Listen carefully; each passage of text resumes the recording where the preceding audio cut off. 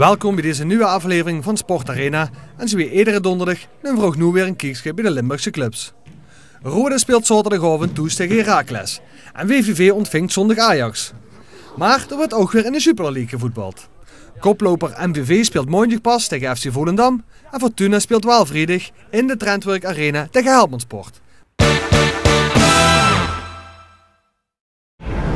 Met de nieuwe aanwinst Rolly Bonifaci op het middenveld en Lebedinski in de spits heeft Roda de weg naar boven ingezet. Roda is nu al 5 competitiewedstrijden ongeslagen en wil door zaterdag een zesde aan toevoegen als Heracles op bezoek komt. Heracles zag zijn beste spelers vertrekken, dus ook nu liggen er weer kansen. Oud-Ajaxiet Rolly Bonifaci is met zijn neus in de boter gevallen. Ja, het is mooi, het is heerlijk hier zo. Vooral een rustige sfeer ook. Het is gewoon een mooie club ook, leuke trainer, veel plezier namelijk ook. Dus hij heeft niet veel te klagen. Nee. Maar hij nam natuurlijk wel een gok door naar een club te gaan die op een degradatieplek stond. Bonifaci is uit het Angers. En misschien was dat ook wel stiekem de reden dat ik ook wel kwam. En ik zou misschien kon helpen om toch omhoog te gaan. En zouden we zo doorgaan, dan kunnen we nog ver komen, denk ik ook nog. Wat is jouw rol in het elftal? Ik ben gehaald als verdediger en meer om het spel te maken ook. En voor de verdediging en de boel een beetje dicht te houden en controle te houden. Dus ik ben in principe een schakelspeler voor achterin en voorin eigenlijk. Ja. En die rol gaat hem voorlopig goed af. Al gaat het wel ten koste van zijn maatje Mitchell Donald. Maar dat is nu eenmaal topsport. De overstap van de grote stad Amsterdam naar Limburg gaat hem schijnbaar goed af. Maar deze speler met Curaçaoaanse roots is wel wat gewend. En ik heb voorheen in Heergewaard gewoond. En dat is in principe hetzelfde zie je. Dus veel verschil maakt het niet echt. Behalve de zachte geest nog wel en de dialecten zijn nog wel anders. Maar voor de rest nee, daar heb ik geen moeite mee. Even wennen, maar ik neem aan dat je natuurlijk kwam om zoveel mogelijk aan het spelen te komen. Ja. En dat leek de goede kant op te gaan. Ja, precies. Ja. Voor hoe het er nu naar uitziet wel, maar ik zie het wel, hoe het loopt allemaal. Ja.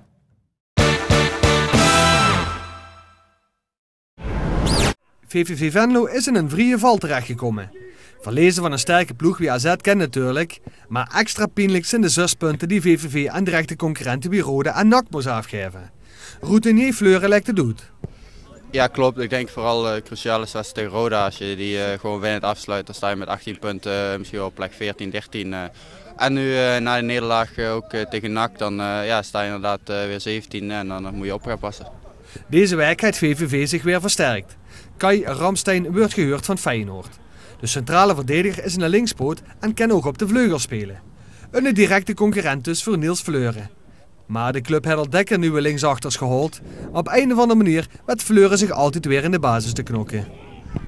Nou, ik denk gewoon, je moet gewoon altijd je best doen op trainingen. En dan is aan de trainer wie die opstelt. In het begin van het seizoen koos hij voor Jeffrey en nu kiest hij voor mij. Nou goed, ik ben blij dat ik in ieder geval wedstrijden kan spelen. En de nieuwe concurrent, daar kent er ook nog wel bij. Ajax is de komende tegenstander en VVV wil de serie van 3 verliespartijen in de competitie doorbreken. Daarbij zou het wel helpen als de ploeg deze keer wel de cadeautjes in de vorm van penalties met uit te pakken. De laatste 2 gingen even.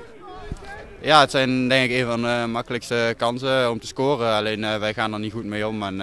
Maar ik ga er wel vanuit dat wij de volgende gewoon binnen schieten. En wie gaat dat doen, weet je dat? Ja, ik weet het, maar dat hoeft niet iedereen te weten. Nee, dat is prima. Maar ben jij iemand die dat eventueel zou kunnen? Nee, in mijn carrière heb ik eigenlijk nooit echt penalties genomen, zeker niet in de wedstrijd. Dus ik denk dat er genoeg andere, vooral aanvallers zijn die graag penalties willen nemen en daardoor in ieder geval goals gaan maken. Waarschijnlijk zal Linze of Turk de volgende nemen. En hopelijk wordt de aanstaande zondag al gegeven als VVV om 2:30 aftrapt tegen Ajax uit Amsterdam.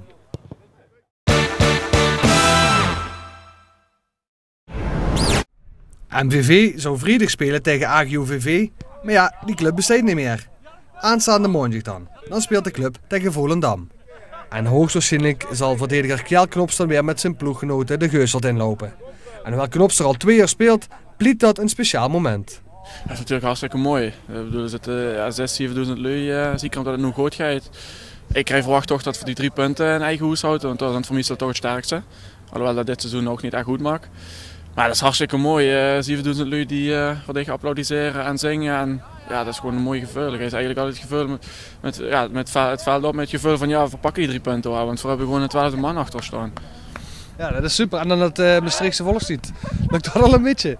Ja, gedeeld is. Niet alles, maar langzamerhand dan begint ze het wel te leren kennen ja, als het vaak genoeg goed is. Het volkslied is misschien wat te lastig voor immers uit het Heuvelland. Toch heeft Knops zijn plekje gevonden in Maastricht. Hij speelt vrijwel alles onder Trost. Maar toch is er het veranderd. Door de goede prestaties kijken tegenstanders anders naar MVV. Iedereen wil van de koploper winnen.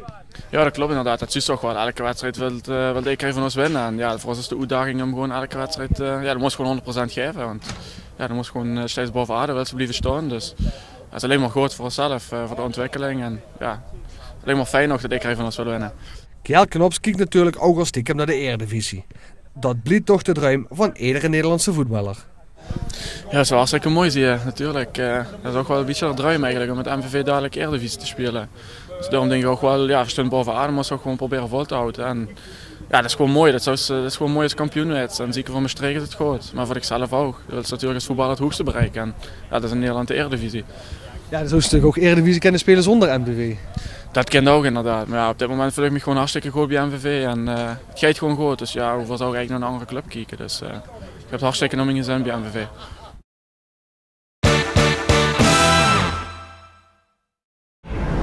Het is honjeweerboete, maar met honjeweer kan er gewoon gevoetbald worden. En dus maakt Fortuna zich op voor de eerste wedstrijd door de winterstop. En dat is dus tegen Helmond Sport, de club van onder andere Emmo Gouvens. Trainer Boesse moet ervaren krachtens wie Rikse en de Boer met blessures missen.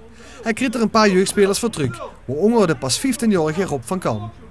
Ja, maar goed, het zit ook een beetje in het idee van de club. Hè? Talentontwikkeling en als jongens zich aandenen, en daar gaat het om, ze moeten het wel verdienen, dan krijgen ze hun kansen. Maar dan nog weet ik dat ik heel voorzichtig moet zijn in de trainingsbelasting. En dat van het kapot maken. Ik bedoel, hij traint 1 keer in de week, traint er met de Smit. Misschien nu na de winterstop 2 keer in de week. Maar alsjeblieft kunnen ze wedstrijden spelen in de B-jeugd of in de A-jeugd na de winterstop. Toch denkt Boesse dat er de goede lijn van voor de winterstop kan doortrekken. Het werken met jeugdspelers is voor hem sowieso gesneden koek. Nee, maar goed, in Venlo heb ik net anders gedaan. Hè. Voor 10 jaar lang hebben we daar de Willem Janssens en de Niels Fleurens en de Ferry de Rijk, noem ze maar allemaal op. En de Edwin Linzen hebben we daar ook opgeleid. En ja, ik vind dat prima. Ik werk graag met jonge jongens, die zijn nog kneedbaar. Hè. En ik moet zeggen dat de ervaren jongens die erbij zitten, die hebben ze daarbij nodig. En ik probeer ook te stimuleren dat hun een stuk leiding overgenomen in het veld. En dat Johan de Boer en Fernando Riks hebben dat fantastisch gedaan. Alleen die zijn er niet meer op dit moment. En nu zie ik dat een Ferhat Kaya en Ramon Voren en Timo Dreze die gewoon die rol overnemen. En dat wordt ook geaccepteerd door de groep. En dat is wel prettig om te zien. Op het trainingsveld kreeg Boesse hulp van oud-Fortuna-spits Robert van der Weert. De man die 25 doelpunten maakte voor Fortuna is spitsentrainer. Een fenomeen dat ze meer en meer zuus in het profvoetbal. En ik denk dat er steeds weer specialisme komt in de voetballerie. En dat is zelfs bij ons ook. Ja, het gaat een lopende conditietrainer, een techniektrainer, wat veel met Jan Jans hebben. Spitsentrainer erbij. Ik bedoel, hij is heel nadrukkelijk bezig met Rijkema, met Nikoy, met Aziz, met Ramazan, alle aanvallende spelers. Of een Javaro. En daar heeft hij ook zijn inbreng in. Ik bedoel, alleen kent ze het niet, ook ik niet. Dus ik heb heel veel hulp en steun en die steun is goed. En daarom hebben we weer ook veel punten gehad voor de winterstop.